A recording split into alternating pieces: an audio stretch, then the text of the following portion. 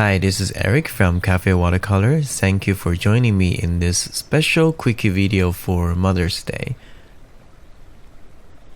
So this is a painting of my grandma, and instead of talking about the process of the painting, I'm actually going to talk about the story behind the painting, which is pretty much the story about her.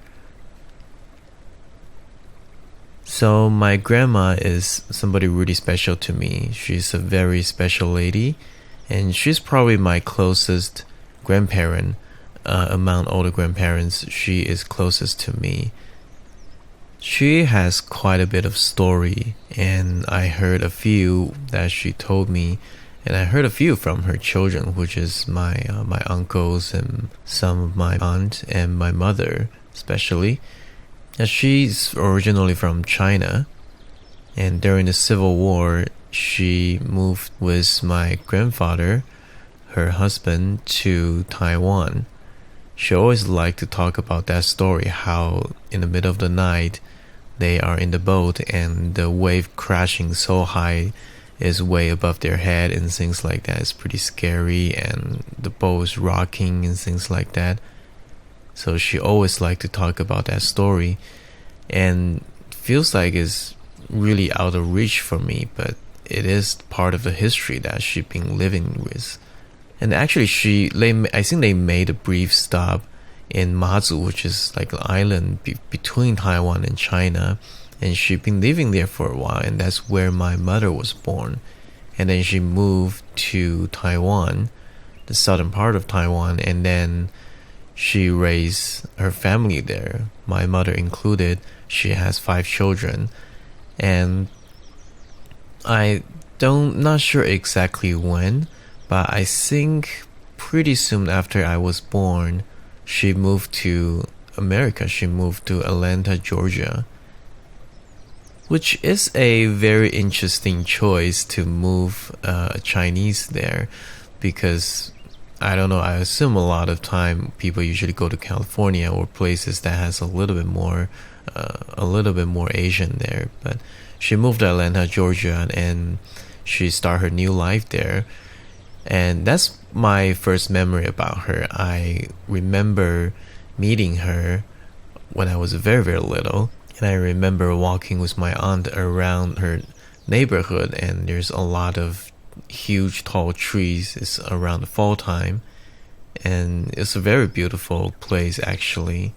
She starts her life there, and she started working there, which is pretty amazing because she doesn't really need to work, because my mom is actually can help supporting her, but she never really settled for just retire and have nothing to do. She actually do quite a bit of work and serving in the church, and she also do a lot of different things. I think a lot of times she just not really settling for boring life. She actually set up booths in flea market, and at one point she opened up a laundry shop, which is really interesting. And that's another thing that's really amazing about her, is that the amount of language she learned. So she speaks Mandarin Chinese, obviously, and in China there's a lot of different region, right? So they all have their own regional language, and she learned quite a bit. She learned Shanghainese and I think Taiwanese as well. And then because it's during the time of World War II, she also learned Japanese. And then she moved to America, she learned English. And I remember quite well, she earned her citizenship here, so she is a legal resident with citizenship. And I remember it's pretty funny when she told us when she took the interview, the test to acquire her citizenship. She's actually pretty funny. She's like, I'm so nervous, and the person who's interviewed her actually just seeing this sweet old grandma saying she's really nervous, and they really try to calm her down. So, oh, it's okay, it's gonna be easy and things like that. So anyways, it's just some fun little story about her. She loves cooking. Her cooking is really, really good. And not just Chinese dishes, she actually learned quite a bit of other cuisine as well. One of my favorite cooking of her is actually lasagna, which is pretty interesting. And I actually learned how to make that from her over the phone. And I make that occasionally for my own family. And after a while, I think around the time when I was teenagers, I live in Irvine, California, and she also moved here from Atlanta. And it was during that period of time when my parents are really busy with their work, and she actually move into our house and take care of me and my older brother for a period of time. And like a lot of grandma, she cooked for us and she did our laundry. And this 2 teenage boy was sweaty, dirty laundry. She did that for us, and she folded laundry for us, and she really took care of us. And she is really good caretaker, and she knows how to drive. So I always remember she's driving this green old Honda Odyssey and take me and my brother around. And after a while, my brother learned how to drive, so he has his own car and he started to drive around and just out of the house most of the time. So a lot of time when I need to go somewhere to meet my friend or something like that, and I want to buy something, I have to ask her to take me, and she always give me ride to different places. And even there are times that I have to meet my friend and just be there for a period of time, she actually just stay around and wait till I'm finished. And after a while, she moved out of our house and she lived in a senior center. Well, actually, she owned her own house for a little while, then she moved to senior center. So by now, you can probably imagine the amount of move she has been throughout her entire life, from China to this little island between China and Taiwan, to Atlanta to California. And even within each area, she probably did a few moves as well. And what amazes me is that she is really able to settle down and be happy and content. Like, very few times do I ever hear her complain about anything. When she was in Atlanta, she loves it there, and she told us many good things about there. And when she moved to her senior center, she actually loved it. And a lot of time, just in my experience, a lot of Chinese culture, that generation, they consider moving to senior center sort of shameful in some way, and they expect their kids to have them in their home or something to take care of them.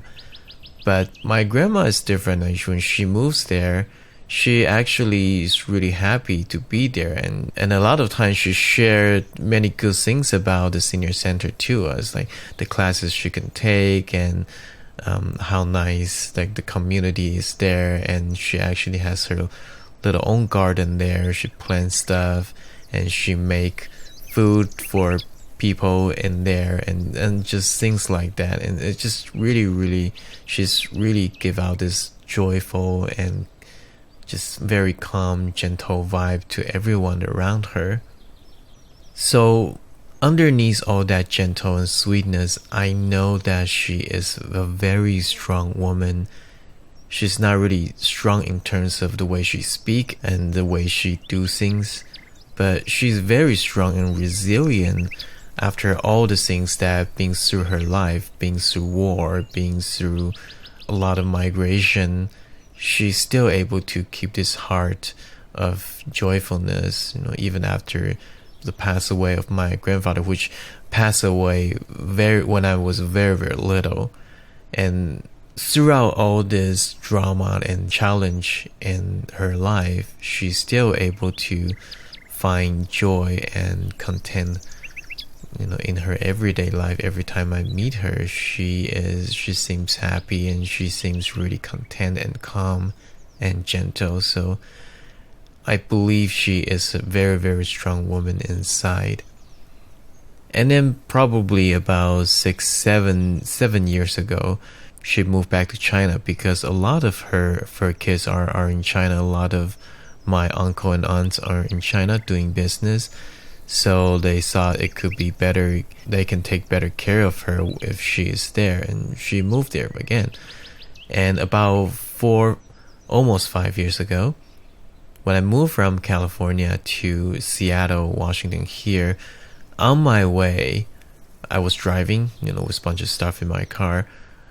On my way, I think it's the second day, I would stay overnight in Oregon, and that evening, I just felt, out of nowhere, out of the blue, I just felt this immense sadness in me, and I don't know why. I just feel really sad, but I just couldn't figure out why is that. And I go to bed, and next morning I woke up, my mom sent me a text message telling me that my grandma left, my grandma passed away, around her children, listened to some hymns, and she passed away. And it just kind of suddenly hits me, so, okay, I guess that's why I feel so sad the night before. I mean, it makes no sense. There's no way I would know, but it just, and I'm not really somebody who's really superstitious about sixth sense and stuff. I have a faith, I am a Christian, but outside of that, I don't really, think about supernatural things so that much. But I guess I kind of hits me that's why I feel so sad, and all of a sudden the night before. Anyway, so after I get the text message, I just kind of sit alone in the bed and reflecting on her life. Yeah, it was just a very emotional moment for me, alone in this hotel room. One of the regrets that I have is that I wasn't able to see her for the last time and hold her hand and just talk to her and listen to more of her story. And this photo is one of the photos that we took in one of the family gathering while she was still in California. And I really like this photo of her, so I decided to use that as a reference to paint. And this painting I'm actually going to give to my own mother for her Mother's Day gift. I think it's going to be really meaningful. I mean, it's probably gonna trigger some emotion for her as well, but I think to give my mother a gift of the painting of her own mother is really meaningful. And I'm probably gonna share this photo among my siblings and my relatives as well. Like all of us, my cousins, all of us has really fond memory about her. She is well loved, and I'm sure she is dearly missed from all of us. So a little short story behind the painting, and every time I paint a portrait, especially for someone that I know, it feels like I am going back to time and really have this conversation with him or her, especially if the person is not around anymore. It kind of gives me this closure, it kind of gives me this release. And when I'm painting, I feel that I can wrap my thoughts and memory, no matter it's good or bad, I can wrap everything into this painting, and like that painting feels like part of my memory, feels like part of my emotion is in it. And even though it's just a very simple portrait and people see it, might not get all that much, but a lot of time that's for myself when I'm painting somebody I know. And that's almost like a healing process. When I finish the painting, I feel I can let go.